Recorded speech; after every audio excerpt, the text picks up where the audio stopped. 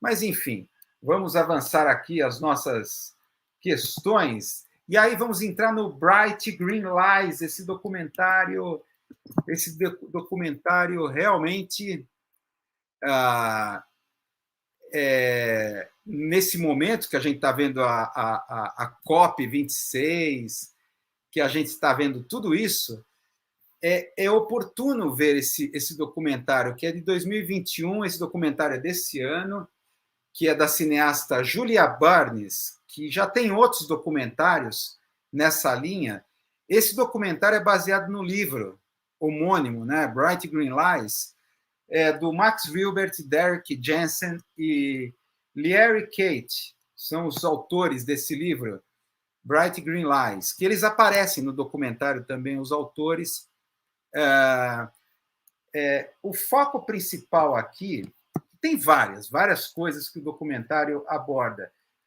Eles falam do ambientalismo verde brilhante, tá?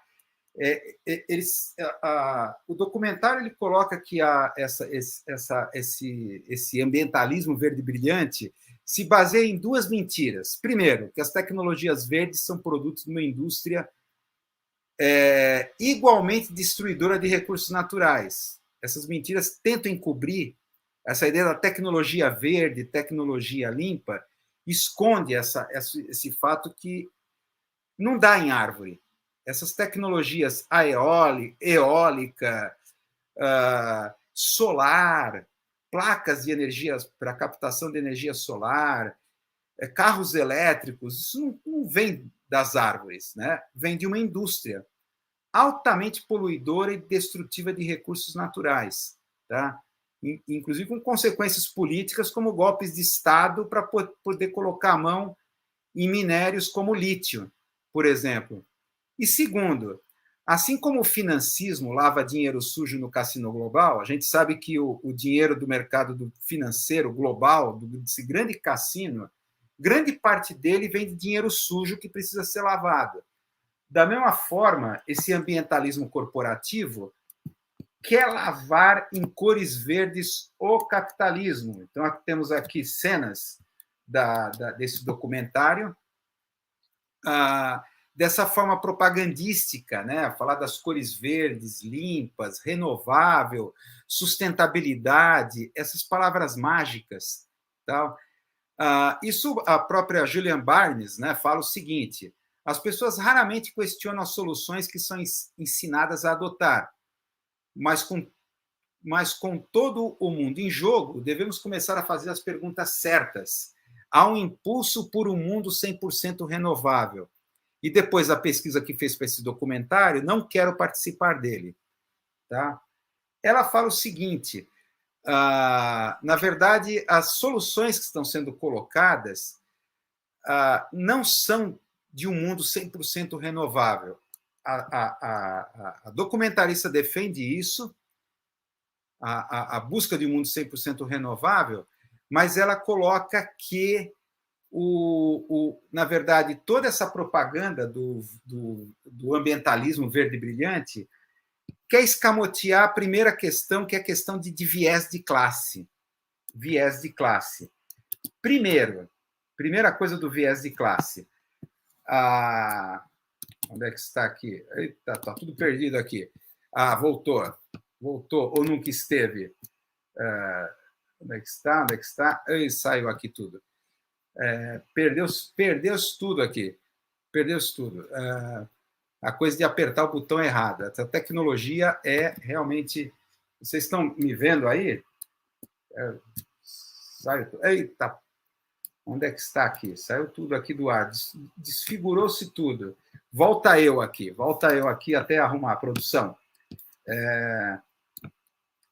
Primeira questão do viés de classe.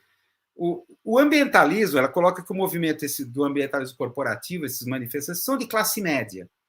A classe média tem um imaginário aspiracional. Tá? Isso é interessante. Coloca o seguinte: isso aqui lembra Trustee Veblen, vamos dizer assim, teoria da classe ociosa. Não sei se vocês já ouviram falar desse economista, Veblen, e esse livro interessante, Teoria da Classe Ociosa.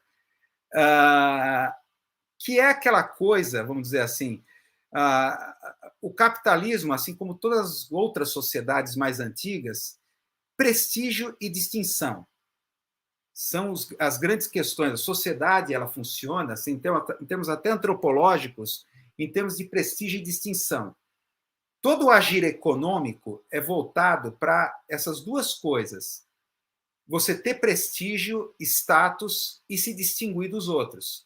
Tá? Seja em moda, iniciativa privada, tudo. O Veblen ele achava que o capitalismo também é governado por essa ancestralidade antropológica, vamos dizer assim. Eita, coisa bonita que eu falei. Essa ancestralidade antropológica, esse desejo ancestral de prestígio e distinção. Então, há um viés de classe em carros elétricos da Tesla, a questão das turbinas eólicas, essa questão de imagens de distinção. Vamos colocar assim, uma gourmetização, assim como você tinha aquele movimento de gourmetização que cresceu aqui durante o momento da ascensão da classe C aqui no Brasil, na época do auge do neodesenvolvimentismo dos governos do PT, a ascensão da classe C, de repente a classe C começou a adquirir coisas que a classe média também adquiria em shopping center, aí inventou-se uma coisa chamada raio gourmetizador. Para quê? Para a classe média se distinguir dessa plebe que estava chegando, subindo, entrando em shopping center e até entrando em aviões. Né? E até entrando em aviões. Então, essa é a primeira coisa, esse viés de classe, né, da qual a documentarista fala. Então, de repente, você falar de coisas sustentáveis, renováveis, verdes, é uma forma de distinção e até de certos produtos se destacarem no mercado. Mas a segunda coisa é isso daqui, que ela coloca. Metade da poluição, da emissão de carbono, vem dos 10% mais ricos. Estamos falando tanto em países como em classe social. Há uma questão de classe aqui que é muito forte. Não são os pobres que produzem poluição, são os ricos. E um estilo de vida da sociedade de consumo, do consumismo, tá? Que, por mais sustentável ou consciente que seja, ainda continua o esquema predatório da sociedade de consumo e dos recursos naturais. Ela vai defender isso. Como assim predatório? Como o consumo sustentável, consciente, é tão predatório quanto o consumo normal? Como assim? A primeira sequência, a gente vê o Max Wilbert, logo que abre o documentário, o Max Wilbert, ele entra furtivamente numa instalação de painéis solares numa área desértica no Oregon, numa área deserta do Oregon. Não sei se está aqui, se tem alguma foto com ele, com o Max Wilbert, não está aqui, não tem uma foto com ele. Mas é logo a primeira sequência do documentário. Ele entra, então está lá, não ultrapasse, alta tensão, somente pessoas autorizadas. Aí o muito irônico, né? Ele fala, por que será? O que está acontecendo aqui? Por que não querem que a gente invada esses lugares? Aí mas vamos invadir. E ele começa a perceber que essas placas solares no deserto são altamente empoeiradas. Placas solares, mesmo em lugares não desérticos, mas, por exemplo, mais frios, exigem uma grande quantidade de água para limpá-las constantemente. Tá? Ele até fala, né? O que você não percebe é que as instalações de energia solar são grandes consumidoras de água, mesmo numa região desértica, onde o uso de água é um problema. Ele aborda isso. E ele vai falar do silício que é extraído e refinado a temperaturas extremamente altas, em processos destrutivos, altamente destrutivos. Ele até coloca, né, uma instalação verde resultante de produção de energia industrial que utiliza carvão e combustíveis fósseis como dos tubos de aço para sustentar aquelas placas solares. Tá? E é colocadas várias informações interessantes aqui no documentário, é que essa demanda crescente por silício, tá?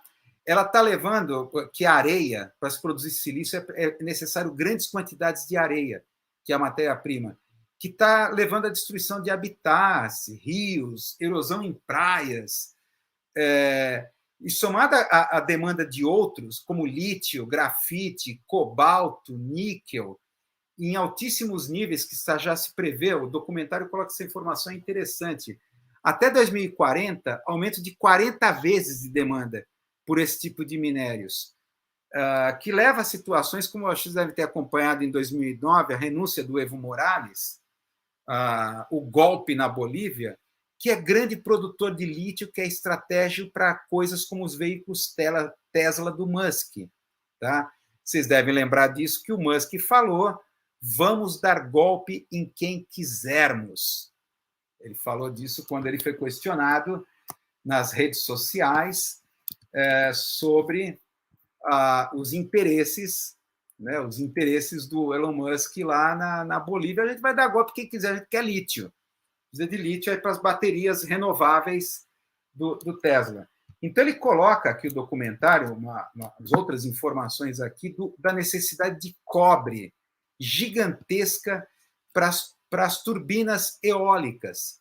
Tá? Ele tem uma sequência que é assim assustadora. Vocês estão vendo aqui uma das fotos, acho que está aqui das fotos, esse buraco em Salt Lake City, uma das maiores usinas de cobre do mundo. Tá? Tem aqui uma que ele fala aqui, que é uma coisa muito interessante. Onde está aqui?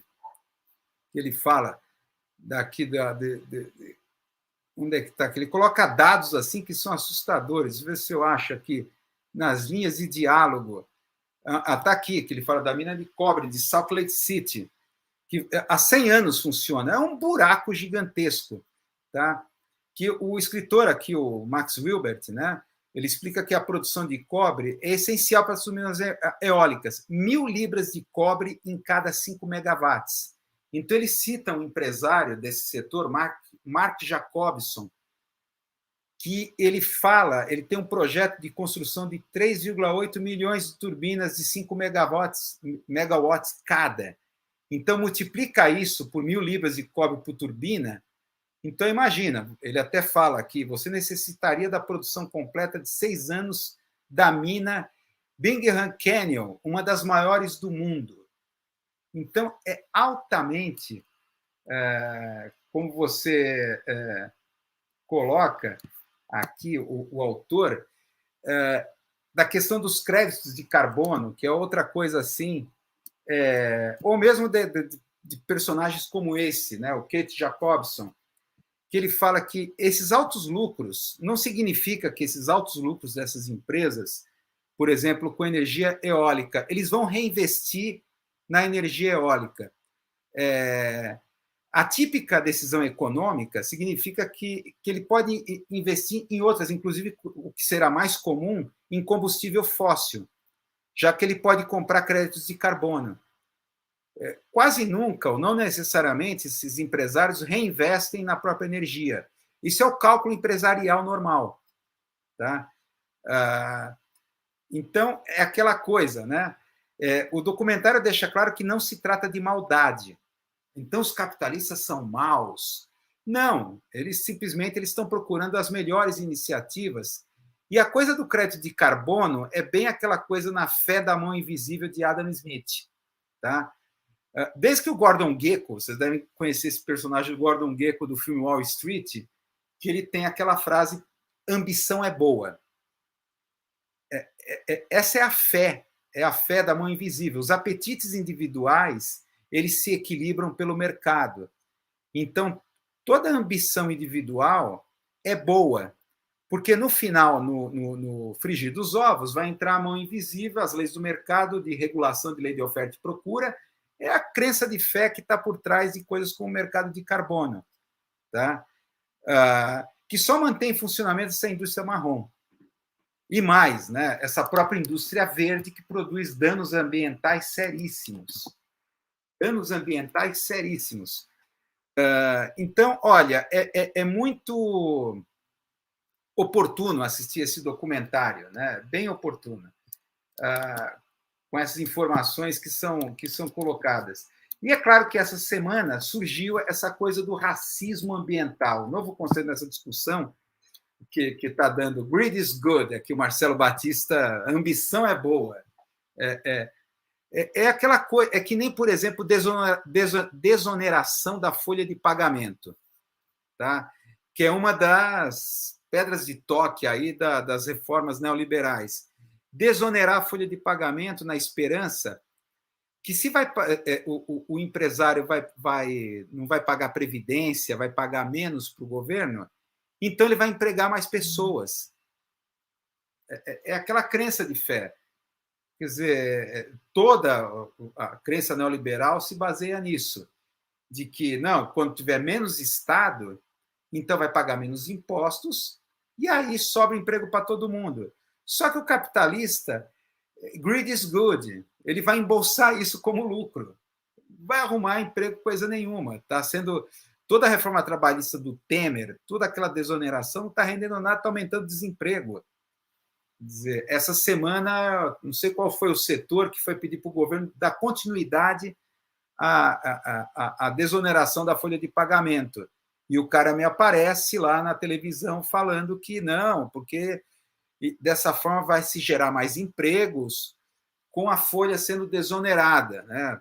Pagar menos imposto para o Estado, menos previdência social e tudo mais. É isso que ela fala, o documentário. Na verdade, que você tem uma lavagem de cor verde. Na verdade, todo o movimento ambientalista quer apenas manter tudo como está, sob a aparência do rótulo, controle de qualidade gourmetizado, verde e sustentabilidade. Então, ela fala de trocar o carro de combustível fóssil por carro elétrico. Mas não se discute a reformulação urbana para desaparecer. Em vez de andar num carro Tesla, por que não anda em transporte público? Vamos andar de bicicleta. Então, é interessante que o final aqui do documentário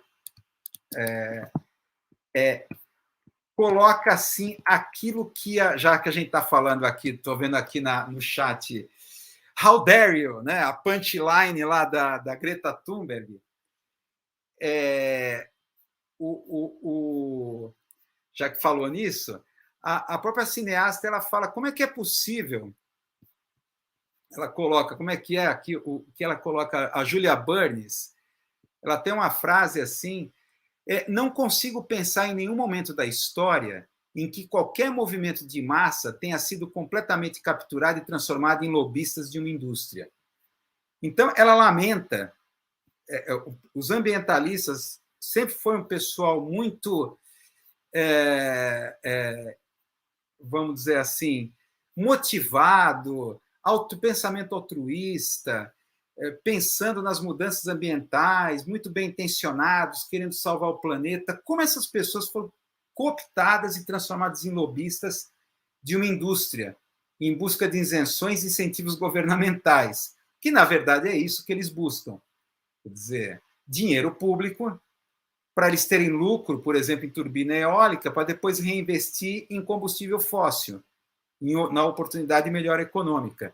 Aí é que vem a frase do David Phillips, que é um membro do conselho administrativo daquela startup que gerencia a imagem da Greta Thunberg, a pirralha Greta Thunberg. É a startup chamada We Don't Have a Time. A gente falou na live passada. Ele diz o seguinte, tá? Como é possível ser tão facilmente enganado por algo tão simples como uma história? Bem, tudo se resumiria a um elemento principal, o investimento emocional. Quanto mais investido emocionalmente você estiver em qualquer coisa em sua vida, menos crítico e observador se tornará. Isso dito pelo cara do membro do conselho administrativo dessa startup que gerencia a imagem da Greta Thunberg. Então, quanto mais emocionado, mais envolvido emocionalmente, menos crítico e observador você será. E, na verdade, a Julia Burns, nesse documentário, mostra que, na verdade, o movimento ambientalista é um pessoal muito apaixonado, bem intencionado, quer salvar o planeta, e essas pessoas, por esse ativismo, são as mais facilmente cooptadas e se transformarem em lobistas. Simplesmente ela fala que nunca viu um movimento de massa se transformar em lobby de algum setor do capitalismo. Lobistas ativos, que estão nas ruas, que estão clamando, façam alguma coisa. Então, que os governos deem incentivos fiscais, grana para essas iniciativas que, na verdade, pelo cálculo econômico, ela aponta, não é reinvestido de novo para essa energia limpa, entre aspas, que nem limpa é. Né? Então, ela fala que a questão é a mudança de estilo de vida. É isso que o capitalismo quer evitar. Tá? É a mudança do estilo de vida, a destruição da sociedade de consumo e da própria diferença de classes. Aí essa questão do racismo ambiental, que agora racismo ambiental, que é um tipo de jogada, já deve ter ouvido falar, racismo ambiental, né? Racismo ambiental. Aí vem essa questão que surgiu essa semana na grande mídia, esse conceito de racismo ambiental, que foi criada Dr. Benjamin Franklin Chaves Jr., um líder negro de luta racial pelos direitos civis dos Estados Unidos, chegou na juventude a ser assistente de Martin Luther King, tá? Ele cunhou esse termo, racismo ambiental, dentro das suas investigações e pesquisas sobre a relação de resíduos tóxicos e a população negra norte-americana, tá? A questão é que oportunamente exploraram esse conceito, tá? Que essa é uma questão aí do tanto o ambientalismo como o movimento da luta por direitos civis negros, como, por exemplo, os Panteras Negras, estava identificado com uma luta contra o próprio capitalismo. O capital é racista, a estrutura econômica é racista. Tá? Não é as pessoas que são racistas, é o próprio sistema que produz a desigualdade e produz o racismo. Tá? A abordagem que está sendo feita agora, que dá para observar para a grande mídia, por que lixões químicos em bairros onde moram negros? Então, aquela questão inverte-se a relação de causa e efeito. Na verdade, as pessoas colocam lixo, essas indústrias colocam lá lixos químicos, ou então, por exemplo, lixo informático, principalmente baterias, HDs e computadores são colocados em containers e enterrados em países africanos. Aquilo vai trazer um problema ambiental sério em pouco tempo. Então, baterias de celulares, tudo enfiados em containers e levados para a África. Tá? Na verdade, a questão é a diferença de classes e geopolítica. Por que manda para a África? Então, temos uma questão geopolítica. Não é uma questão de racismo. Tá? Aí, de novo, aquela questão entre discriminação versus exclusão. Tá? Então, temos que combater o racismo? Não, temos que combater a própria estrutura capitalista que produz essa desigualdade. E toda a hegemonia geopolítica das grandes corporações, que, de repente, faz um Elon Musk participar da derrubada do Evo Morales para conseguir lítio para os seus carros elétricos da Tesla. Tá? Então, é racismo do Elon Musk contra os indígenas bolivianos? Vamos dizer assim. Elon Musk é racista? Não, é o cálculo econômico capitalista. Tá? Então, é uma questão que coloca a grande mídia o tempo inteiro, essa coisa de lavagem verde, é para tentar escamotear, esconder essa estrutura perversa do próprio capitalismo que produz esse tipo de coisa. Então, isso é uma coisa... É isso aí, vamos avançar. Já estamos falando em grande reset global.